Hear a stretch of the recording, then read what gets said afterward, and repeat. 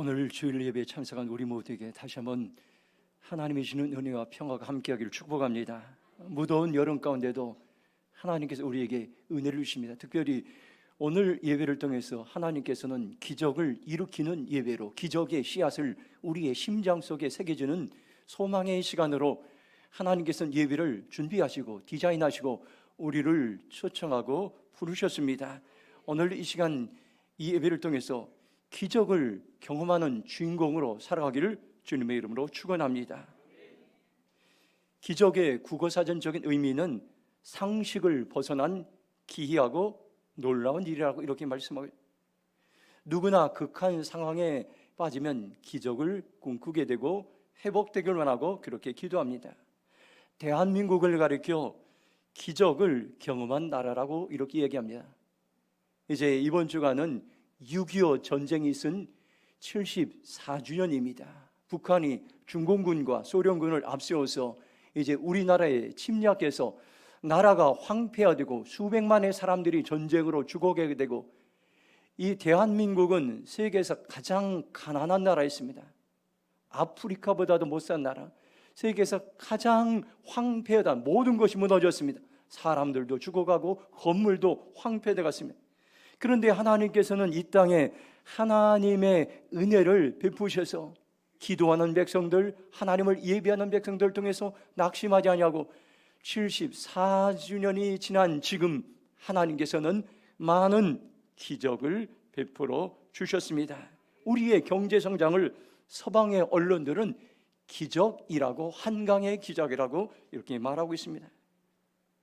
오늘 우리는 다양한 면에서 하나님의 기적을 기대하며 경험할 수 있으며, 어떤 때는 날씨의 기적을 하나님 경험하게 하시고, 또 질병 가운데 있는 사람들에게는 하나님 고쳐주셔서 건강의 기적을 경험하게 하시고, 또 때로는 가난하고 힘든 사람들에게 경제의 기적들, 또 신앙의 많은 부흥들을 허락하기 원합니다.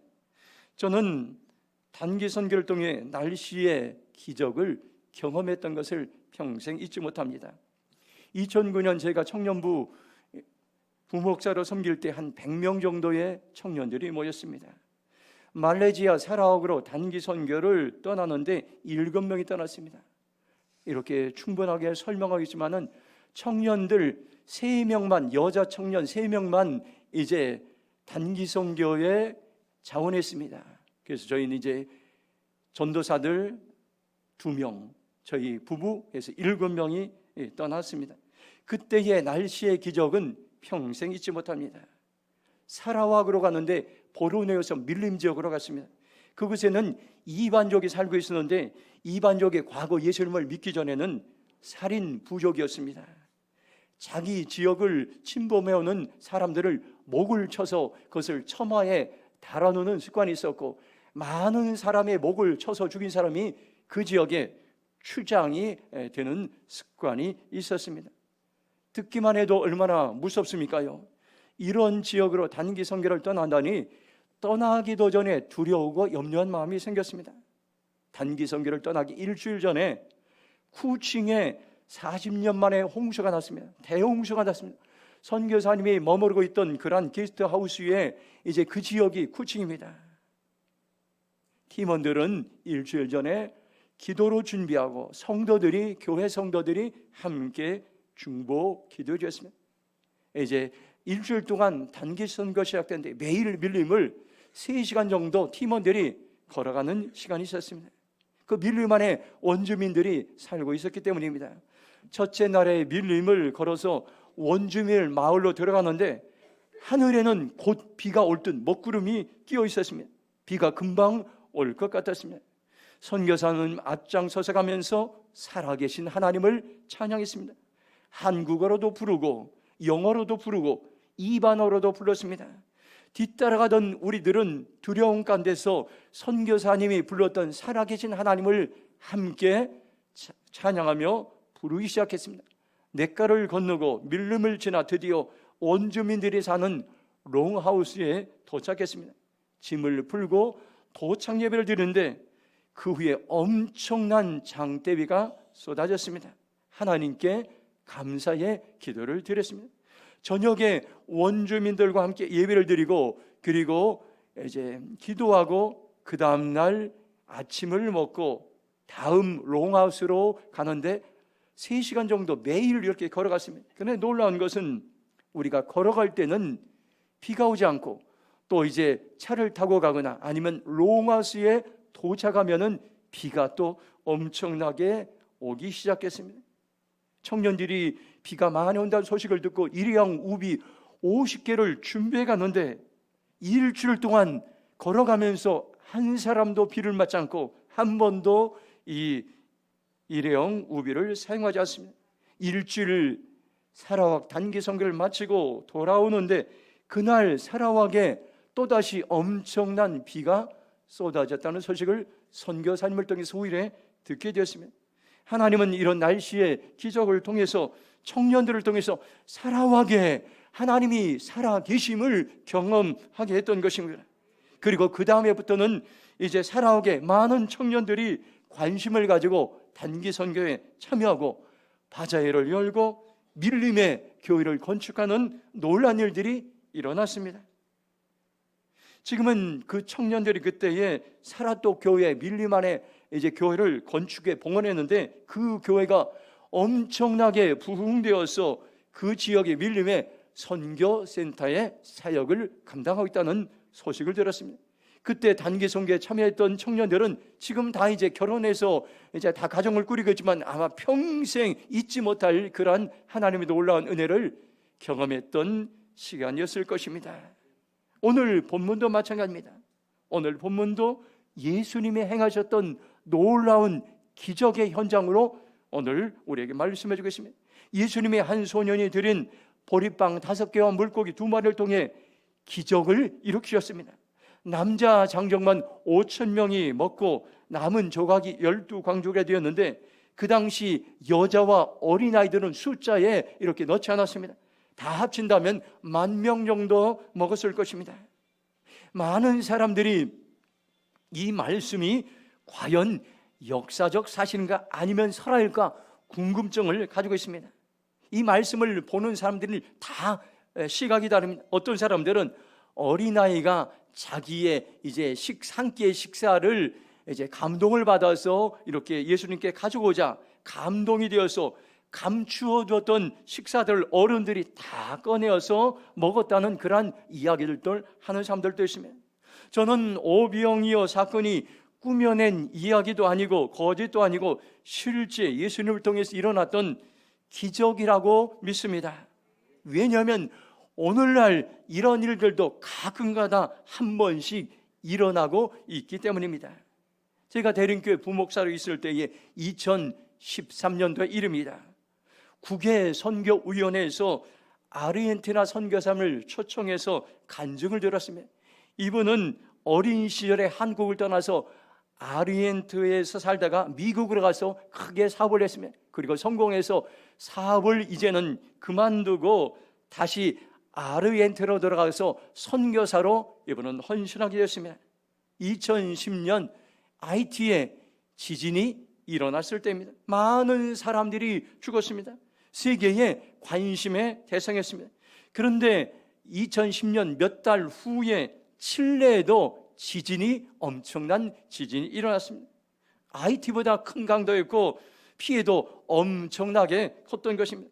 그런데 이제 칠레 정부 지도자들이 이것을 해외에 알리기를 꺼려했습니다. 그래서 많은 사람들이 어려운 가운데 있었습니다. 아르헨티나에서 이 소식을 들은 선교사님은 하나님이 주신 마음의 부담 때문에 무작정 칠레로 지진 현장으로 달려갔습니다. 현장에 가보니 비참하고 참담했습니다. 막막했습니다. 그래서 이 선교사님은 생활용품 선물 60봉지를 부랴부랴 만들어서 거리에 나가서 나눠주기로 작정했습니다.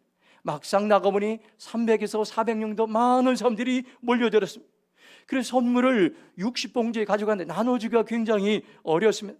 잘못하다가는 받지 못한 사람들이 대들어서 신변에 어려움을 당할 수 있다는 두려운 마음이 생겼습니다. 같이 간 팀원들이 이제 준비해 준 선물만 빨리 나눠줘 그 자리를 떠나기로 그렇게 이야기했습니다. 그런데 기적이 일어났습니다. 최소한 300명 이상의 사람들이 나눠줬는데 이 선물들이 계속 떨어지지 않았습니다. 준비한 건 60봉지인데 오히려 남았습니다. 어떤 분은 개인적으로 빵을 한 바구니 가져가서 길거리에 있는 사람들에게 이 빵을 나눠줬어요. 그런데 빵 바구니에 나눠주어도 계속 채워져 있었다는 선교사님의 놀라운 간증을 제가 듣게 되었습니다. 오병이어의 기적과 같이 칠레의 지진 그 현장 가운데 하나님이 역사하셨던 것입니다. 이처럼 하나님은 불쌍히 여기는 마음, 긍휼히 여기는 마음, 그 현장 가운데 오늘도 기적을 베푸시고 있습니다. 저는 이 간증을 통하여 오병이어의 기적이 예수님께 행하신 역사적인 사실임을 다시 한번 확신할 수가 있었습니다. 기적을 경험하는 사람은 과거의 이야기가 아니라 오늘도 계속될 수 있습니다. 오늘 말씀을 보면 예수님이 가시는 곳곳마다 사람들이 구름대처럼 몰려들었습니다. 예수님은 병자를 고치시고 또 많은 기적을 행하셨습니다. 며칠씩 사람들이 따라다녔습니다. 빈들에서 말씀을 듣고 많은 무리들이 예수님께로 나왔습니다. 며칠씩 예수님을 따라다니다 보니 이 무리들은 제대로 밥을 먹지 못하고 지쳐 있었을 것입니다. 정신없이 말씀을 듣다 보니 너무 시간이 지났습니다. 그곳에는 식당도 없고 먹을 것이 없었습니다. 마태복음 14장 14절을 보면 이렇게 말씀합니다. 예수께서 나와서 큰 무리를 보시고 불쌍히 여기시니 그 중에 있는 병자를 고쳐주시나. 예수님은 그 굶어있는 수많은 무리들을 보며 불쌍히 여기셨고 이들에게 뭔가 주기를 원하고 먹을 것을 죽여놨습니다. 그래서 예수님께서는 제자들을 테스트하고 있습니다. 제자들의 믿음을 시험하고 있습니다. 한번 요한복음 6장 5절 말씀 같이 읽도록 하겠습니다. 시작.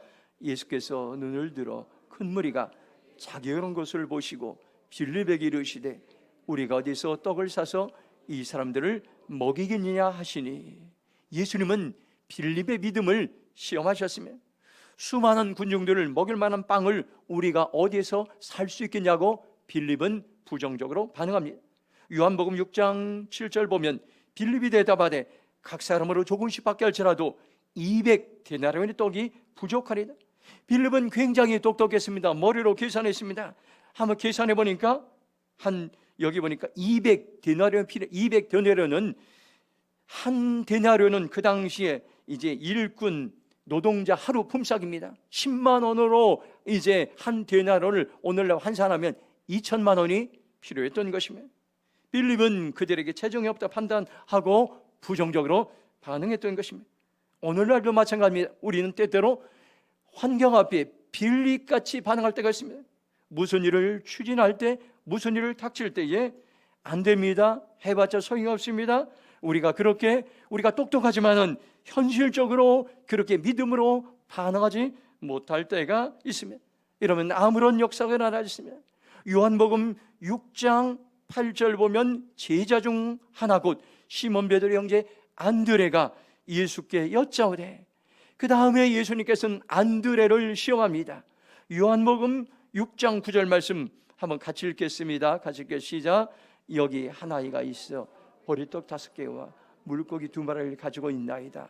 그러나 이것이 이 많은 사람에게 얼마나 되겠사옵나이까. 안드레도 조금이라도 노력을 하며 해결하려고 애를 썼습니다. 일어나 나가서 뭔가 가능성을 찾아봤습니다. 그런데 한 어린아이 소년이 가지고 온 보리빵 5개와 물고기 2마리를 발견하고 이것을 예수님께 가지고 나왔습니다. 안드레는 긍정적이며 적극적이었습니다. 문제를 해결하려고 노력했어요. 그럼에도 불구하고 이 안드레는 자신의 한계에 부딪힙니다. 이것밖에 없습니다. 이렇게 고백합니다. 요한복음 6장 9절 말씀을 메시지 성경으로 보면 여기 한 아이가 보리빵 5개, 물고기 2마리를 가지고 있습니다. 하지만 이 많은 사람들을 먹이기에는 턱없이 부족한 양입니다. 이렇게 안드레는 고백했던 거예요. 이것을 통해서 하나님 우리에게 주시는 말씀이 첫 번째, 적은 것으로 기적을 경험할 수 있다고 말씀합니다. 한번 따라서 하겠습니다. 적은 것으로 기적을 경험할 수 있습니다. 예수님은 소년이 가져온 턱없이 부족한 적은 양의 보리빵 5개와 물고기 2마리를 가지고 오늘 보면 기적을 일으키셨어요. 제자들은 의심합니다. 이렇게 적은 이제 양을 가지고 많은 군중들을 먹일 수 있습니다. 요한복음 6장 10절 보면 예수께서 이르시되 이 사람들로 앉게 하라 하시니 그곳에 잔디가 많은지라 사람들이 앉으니 수가 5,000명쯤 되었다라고 말씀하고 있습니다. 예수님은 제자들에게 이제 풀밭에 앉게 하라고 했습니다. 한 5,000명이 앉았습니다. 한 1만 명 정도가 앉았을 것입니다. 제자들은 의심하고 우리는 해결할 수 없다고 낙심할 때에 예수님은 앉아 있으라 말씀하시면서, 그리고 이제 그 적은 양을 가지고 예수님께서는 축사하셨다. 감사의 기도를 드리시고 그리고 이제 수많은 무리들에게 나눠줬습니다. 바로 기적은 어떻습니까요? 하나님의 손에 달려 있습니다. 한번 따라, 기적은 하나님의 손에 달려 있습니다. 적은 양의 도시락이라도 많은 사람들을 먹일 수 있는 능력이 하나님께 있습니다. 열왕기하 4장 2절 보면 엘리사가 그에게 이르되 내가 너를 위하여 어떻게 하랴? 네 집에 무엇이 있는지 내게 말하라. 그가 이르되 계집종의 집에 기름 한 그릇 외에는 아무것도 없나이다 하니 이렇게 말씀합니다. 엘리사 시대에 한 과부가 있었습니다. 남편은 죽었고 가정에 빚을 졌습니다. 빚을 갚지 않으면 빚쟁이들이 찾아와서 아들 둘을 종으로 데려가겠다고 협박합니다. 그 과부는 너무나 가난해서 집에는 작은 기름 한 병밖에 없었다고 이렇게 이야기합니다.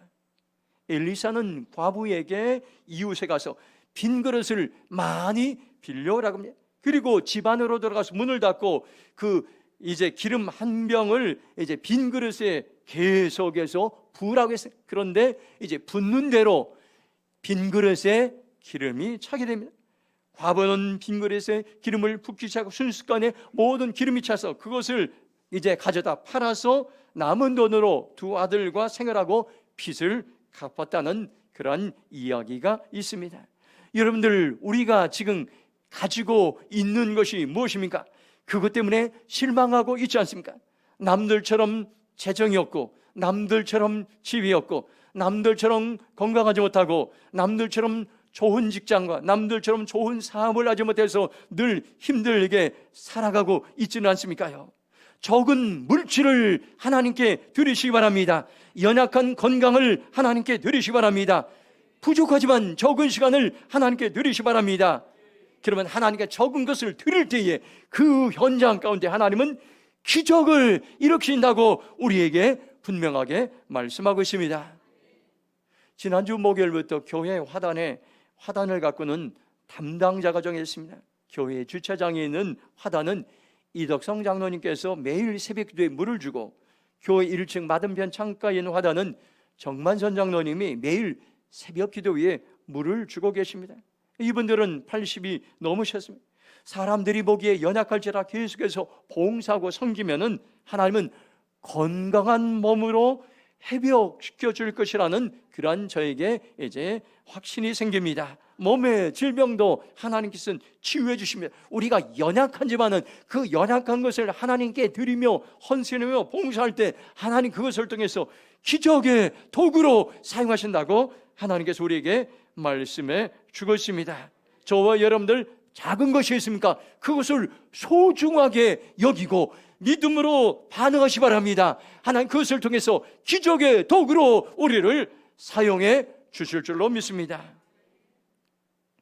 요한복음 6장 11절 말씀 한번 같이 읽도록 하겠습니다. 시작. 예수께서 떡을 가져 축사하신 후에 앉아있는 자들에게 나눠주시고 물고기도 그렇게 그들의 원대로 주시니라. 아멘. 우리가 어떻게 하면 기적을 경험할 수 있습니까? 두 번째로 감사 기도로 기적을 경험할 수 있습니다. 예수님은 이제 무리들을 50명, 100명씩 앉게 하셨습니다. 요한복음 6장 11절 공동번역으로 보면 그때 예수님께서는 손에 빵을 드시고 감사의 기도를 올리신 다음 거기에 앉아있는 사람들의 달란트대로 나눠주시고 다시 물고기도 그와 같이 하여 나누어 주셨다 말씀하고 있습니다. 예수님은 떡을 가져서 축사하셨습니다. 축복 기도하셨다. 이 말은 다른 성경을 보면 예수님께서 손에 빵을 드시고 감사의 기도를 드리셨다고 이렇게 성경은 번역하고 있습니다. 감사의 기도를 들으신 후에 무리들에게 빵과 물고기를 나눠줬습니다. 기적은 바로 감사의 기도 속에서 일어났다는 것을 오늘 우리는 기억해야 될 것입니다. 여기 축사하신 이 감사의 기도는 미래 완료 시제로 적혀 있습니다. 이 말은 미래에도 계속해서 이 말이 이제 진행되어서 이 말이 효과가 있고 이 말이 완료될 것이라는 말입니다. 이 축사하신 이 말은 예수님 그때만 그친 것이 아니라 미래에 누구나 오늘 모든 사람에게 열려 있는 말씀인 것입니다. 오늘 우리에게 적용되는 말씀입니다. 우리가 예수님처럼 적은 것이라도 하나님께 가지고 나와서 감사의 기도를 드리면 우리는 오병이어의 기적을 경험할 수가 있습니다. 데살로니가 5장 16절 18절 보면 항상 기뻐하라, 쉬지 말고 기도하라, 범사에 감사하라, 이것이 그리스도 예수 안에 너희를 향하신 하나님의 뜻이라고 말씀하고 있습니다. 우리를 향한 하나님의 계획은 분명합니다. 항상 기뻐하는 것입니다. 늘 기뻐하는 것입니다. 쉬지 말고 기도하는 것입니다. 어디든지 기도하는 것입니다. 범사에 감사하는 것입니다. 모든 일에 감사하는 것입니다. 모든 일에 감사의 기도를 드릴 때에 여러분들 우리 안에 기적의 역사가 일어납니다. 우리의 일상생활에서 여러분들 감사가 얼마나 중요한지 알려주는 책이 있습니다. 오래전에 베스트셀러가 되었던 뇌내 혁명이라는 이런 책이 있습니다. 전 일본에 하루에 한 몇씩 배우는데 그는 이제 한방과 양방을 다 전공한 실력이 있는 그런 의사였습니다. 그는 불치병 환자를 40일 만에 처방을 통해서 살려낸 일로 인해서 일본과 전 세계 유명한 의사가 되었습니다. 그는 불치병 환자를 음식 조절과 명상을 통해서 살렸습니다. 그의 말에 의하면 유명한 말이 있습니다. 조물주가 사람을 만들 때 뇌 속에다 거대한 제약 공장을 만들었습니다. 제약 공장에는 양약이 나올 수도 있고 독약이 나올 수도 있습니다. 사람 스스로가 제약 공장에서 양약을 만들 수 있고 독약을 만들 수도 있습니다. 양약은 플러스 발상입니다. 긍정적인 생각을 하는 것입니다. 감사할 때, 기뻐할 때, 노래할 때 거대한 양약이 나옵니다. 이것을 베타 엔돌핀이 생기다 했습니다. 이것은 노화를 방지하고 면역력에 효과가 있습니다. 그런데 반대로 여러분들 독약은 마이너스 발생입니다. 부정적인 생각을 할 때 독약이 나옵니다. 불평할 때, 원망할 때, 화를 낼 때 우리의 뇌에서 거대한 독약이 나옵니다. 이럴 때 아드레날린이 발생하고 노화를 촉진하고 면역력을 떨어뜨립니다. 이처럼 여러분들 감사는 놀라운 능력이 있습니다. 어떤 상황에도 불평하고 원망하지 말고 하나님 감사합니다. 감사의 기도를 드리시기 바랍니다. 시편 50편 23절에 감사로 제사를 드린 자가 나를 영원롭게 하나니 그의 행위를 옳게 하는 자에게 내가 하나님의 구원을 보이리라 말씀하고 있습니다. 공동번역으로 이제 이 말씀을 보면 감사하는 마음을 제물로 바치는 자, 나를 높이 받던 자이니 올바르게 사는 자에게 내가 하나님의 구원을 보여주리라. 여러분들 우리가 예배를 할 때 감사한 마음을 제물로 드리라는 것입니다. 감사의 마음을 제물로 드리는 것입니다. 그럴 때에 하나님께서 그것을 보고 하나님 영광 받으시고 하나님께서는 모든 우리의 삶의 문제를 해결해 주리라, 구원을 보여주리라 이렇게 말씀하고 있습니다. 저도 힘들고 어려우면 불평하고 원망하고 낙심할 때가 많습니다. 이젠 저와 여러분들 우리 모두가 가장 어려운 때에 불평하고 원망하는 것이 아니라 감사의 기도를 드리는 자리로 나아가시 바랍니다. 감사의 예배를 드리는 자리로 나아가시 바랍니다. 그러면 그 현장 가운데 하나님은 놀라운 기적을 베풀어 주실 줄로 믿습니다. 마지막으로 요한복음 6장 11절 말씀 다시 한번 읽겠습니다. 함께 읽겠습니다. 예수께서 떡을 가져 축사하신 후에 앉아있는 자들에게 나눠주시고 물고기도 그렇게 그들의 원대로 주시니라. 아멘. 세 번째로 나눔으로 기적을 경험할 수 있습니다. 한번 따라서 나눔으로 기적을 경험할 수 있습니다. 예수님은 손에 빵을 드시고 감사의 기도를 들으신 후에 거기 앉아있는 사람들에게 원하는 대로 빵과 물고기를 나눠줬습니다. 적은 것으로 여러분들 무리들에게 나눠줄 때 여기에 기적이 일어나고 여러분들 10,000명이 먹고 남은 조각이 12광주리가 남았다고 성경은 말씀하고 있습니다. 누가복음 6장 18절에 38절에 말씀합니다. 주라, 그러면 너에게 줄 것이니 곧 후이되어 누르고 흔들어 넘치도록 하여 너희에게 안겨주라. 너희가 헤아린 그 헤아림으로 너희도 헤아림을 도로 받을 것이라.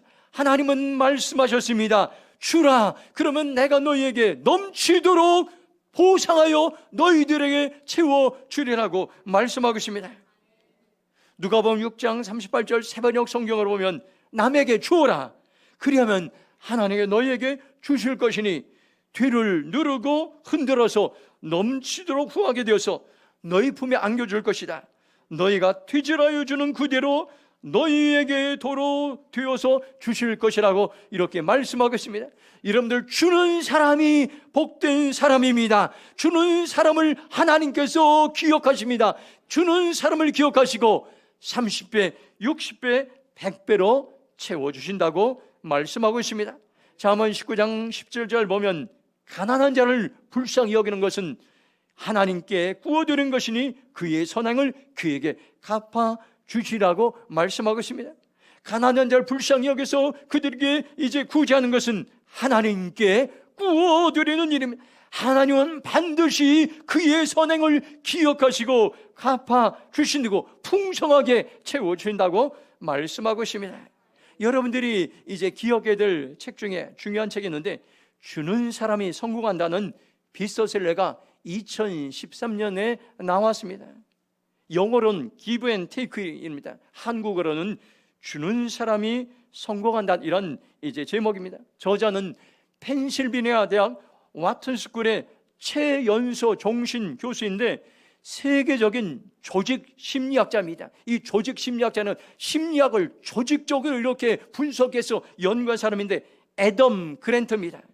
이 책에서 성공의 숨은 이제 동력을 제시하고 있는데 이분은 수많은 사람들을 이제 심리 검사를 하고 수많은 사람들을, 사업가들을 상담하는 과정 가운데 한 가지 공통점을 발견했습니다. 이분은 세 종류의 사람이 있다고 합니다. 첫 번째는 기버입니다. 받는 것보다 주는 것을 더 좋아하는 사람. 두 번째는 테이커입니다. 줄 줄 모르고 받아만 가는 사람. 자기가 준 것보다 더 많은 것을 받아만 가려고 하는 사람. 세 번째는 매처입니다. 남이 나에게 베푼 만큼만 베푸는 사람, 손해 보지 않는 사람입니다. 그런데 단기적으로는 줄 모르며 받아만 가는 사람이 잘 되는 것 같지만은, 그러나 이제 멀리 내다보면은 정말로 성공했던 사람들의 특징이 있는데 대부분이 남에게 주는 기버의 사람들이라는 것입니다. 이 사람들이 성공했던, 이것은 굉장히 성경적인 원리인 것입니다. 이번은 수많은 사람들 임상 심리를 통해서 어떤 사람들이 성공하는가 보았더니 주는 사람들이었던 것입니다. 여러분들, 성경은 오늘 분명하게 이 질문 말씀합니다. 저와 여러분들이 나누어 줄 때에 하나님께서는 이제 채워주시고 성공하게 하시고 풍성하게 하나님께서는 은혜를 주신다고 우리에게 말씀하고 있습니다. 오늘 저와 여러분, 우리 성도님들 나누어주는 복된 인생, 기보의 인생들이 우리 가운데 불같이 일어나기를 축복합니다.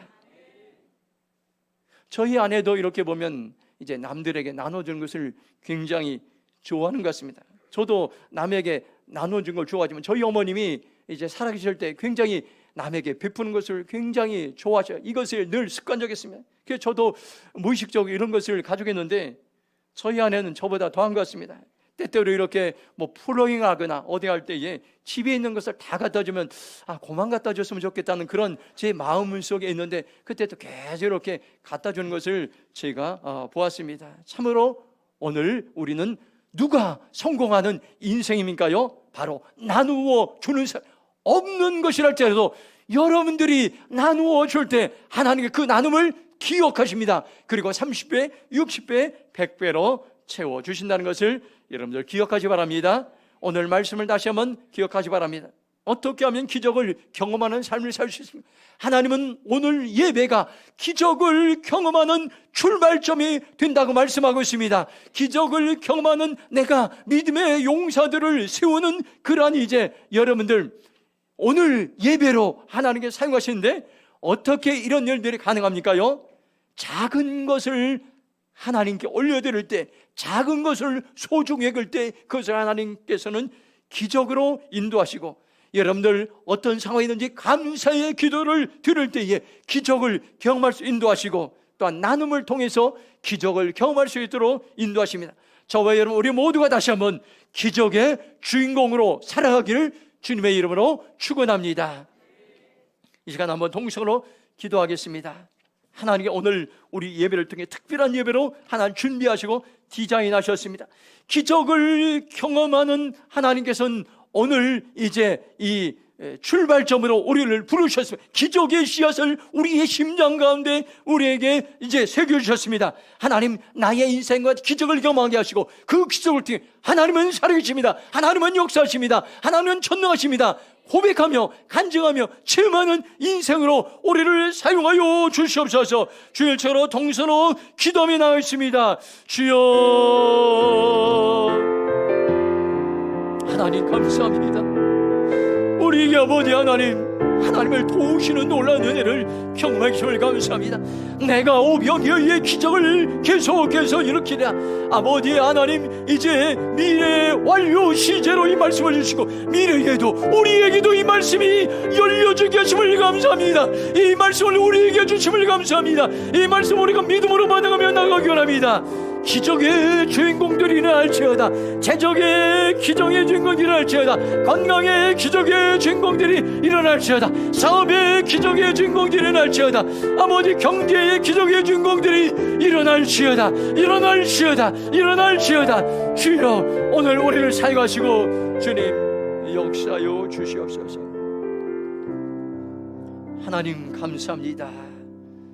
오늘 우리의 예배를 기적을 경험하는 예배로 디자인하시고 하나님 준비하시고 오래를 부르시고 그 하나님께 우리에게 말씀해 주심을 감사합니다. 우리가 다시 한번 믿음으로 반응하며 하나님의 살아계심을 온 땅에 증거하는 하나님의 삶으로 주님 인도하여 주시옵소서. 어려운 것들, 부족한 것들, 힘든 것들 염려하지 않고 그것을 하나님께로 가지고 나와 믿음으로 반응할 때 기적의 역사가 오늘도 아버지 하나님 미래의 완료 시작 오늘도 우리에게 열려있다고 말씀하신 주님을 찬양합니다. 우리에게 이 말씀을 열어주심을 감사합니다. 믿음으로 반응해 다들 아버지 하나님 기적의 주인공으로 살아갈 수 있도록 인도하여 주시옵소서. 감사하며 축복하며 예수님의 이름으로 기도했습니다.